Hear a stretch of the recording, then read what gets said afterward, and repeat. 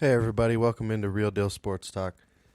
Sad things happening today. I'm just going to take a quick moment to talk about what's going on down there in Orlando. It's a horrible thing when the bad side of humanity comes out, and you can see the fear and the ignorance take over what connects us all. It's really unfortunate. It's a horrible thing that still to this day, no matter what you look like, where you came from, we have to divide ourselves based on a border or a color or a religious belief, instead of just understanding that we're all people, we're all different, and that's okay. So send your thoughts, send your prayers to the families and the people down there in Orlando. Quick moment of silence, and then we'll move on to the rest of the show.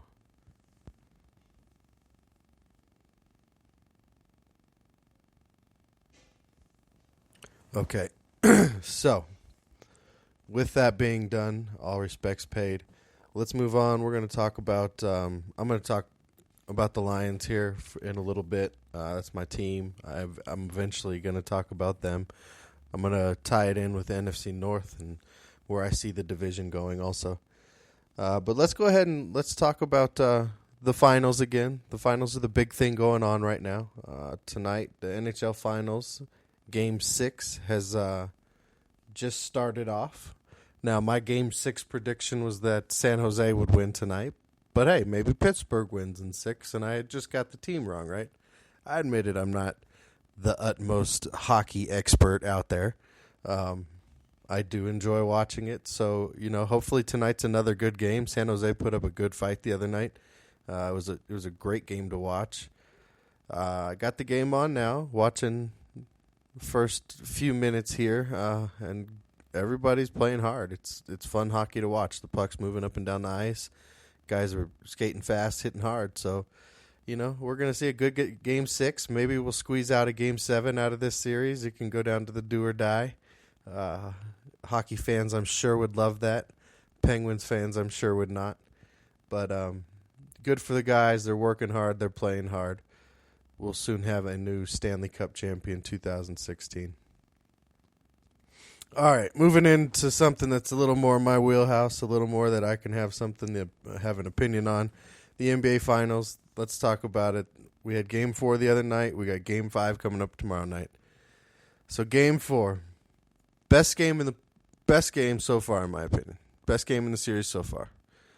By far beats out the two 30-point games. Those games were part of this admiration that's going on this postseason with the home court magic, as I'm calling it. All of a sudden I can't play basketball, or my 100% isn't the same because I'm on the road. I can't see the basketball the same. I can't see the rim the same. Whatever the excuses may be, whatever, the stories are. But Game 4, you saw two teams fighting. You saw two teams playing hard. You saw two teams making smart shots for the most part. Kyrie Irving, sure, he had 34 points. Great night. Great scoring night. Second straight 30-point game in the finals. Where's his assists? Some of those shots that he forced, that he took one-on-one, some of those hard acrobatic layups you saw, probably would have been better served passing out and finding a better shot. Now, due credit, he made it. Woulda, coulda, shoulda, right? You're going to need to see more of a team game from Cleveland if they're going to want to beat Golden State. The three ball kills everybody. Now, Irving had 34 points. James had 25 points. He had like 7 points down the stretch in mop-up time. Some uncontested dunks, uncontested layups. He was real close to another triple-double. He's going to get stats, but still, that was not one of his best games. You saw the Splash Brothers. They got off a little bit. Curry had 38 points. Thompson got to 25 points, right? But still, they didn't have great games.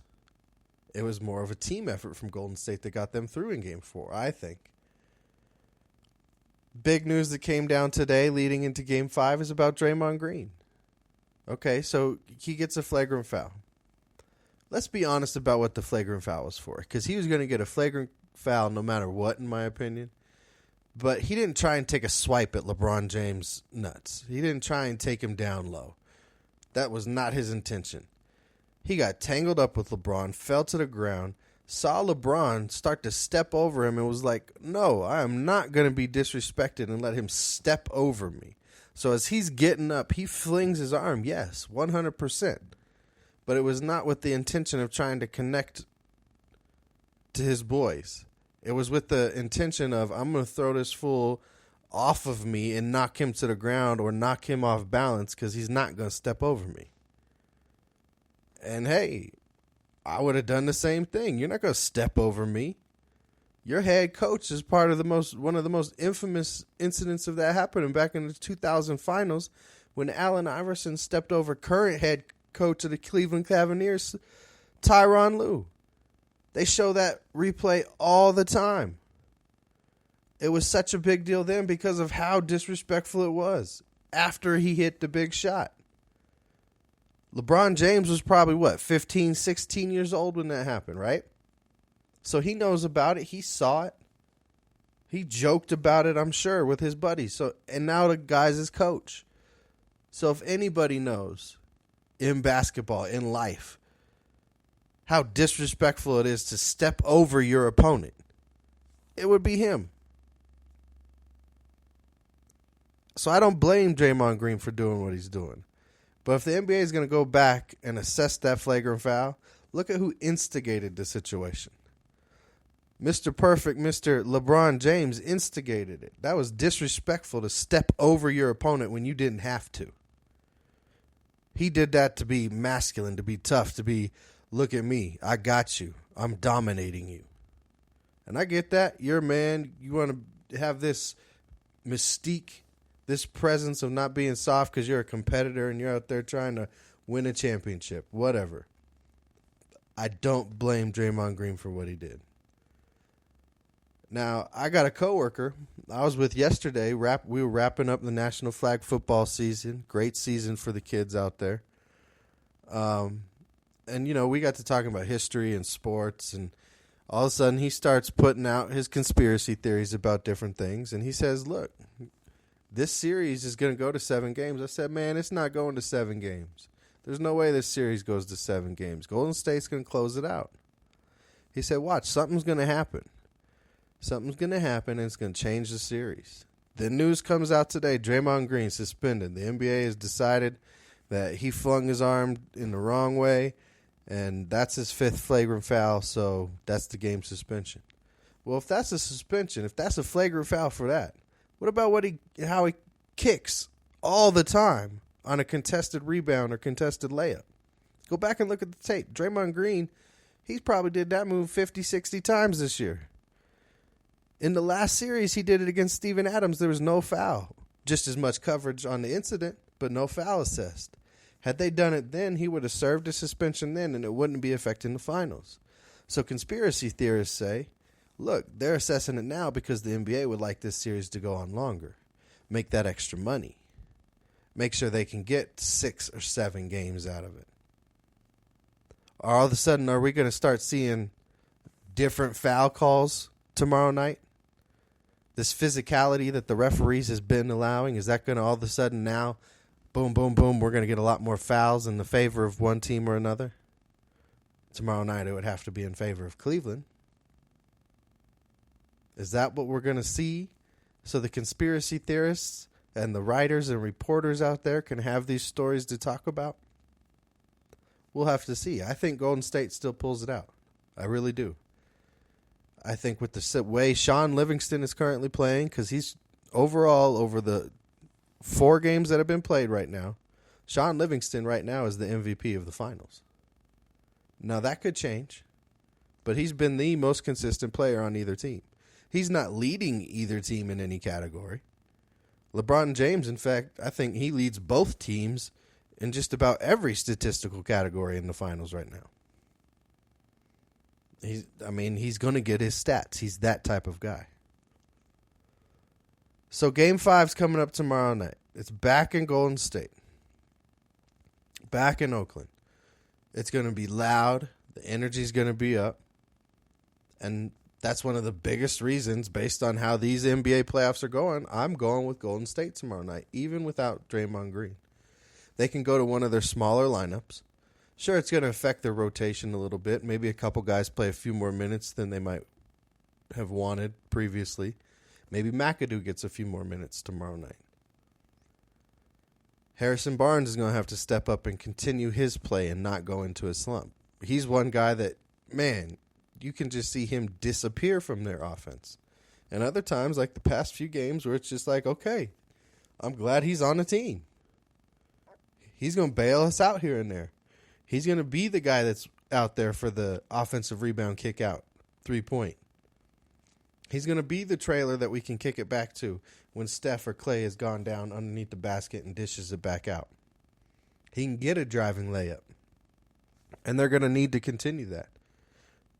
They're going to need to get something back out of Bogut. That's very clear. They need something from him.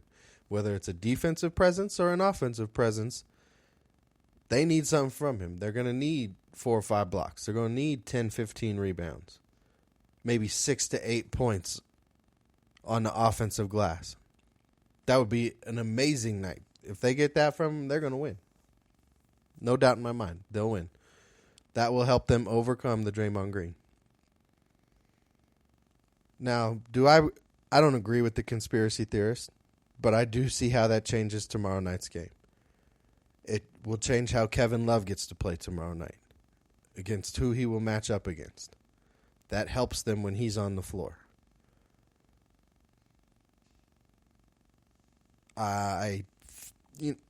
It's tough for me to get past that because the way I talked to my coworker about it, he really got me thinking that there was something to it. When there's that much money involved, corruption is possible. It very well could be likely that different things like that go on. I like to think that the ugly side of sports, the business, doesn't fully affect the game that much. We'll have to see how things play out. Going to be a great game tomorrow night. Everybody tune in and watch that.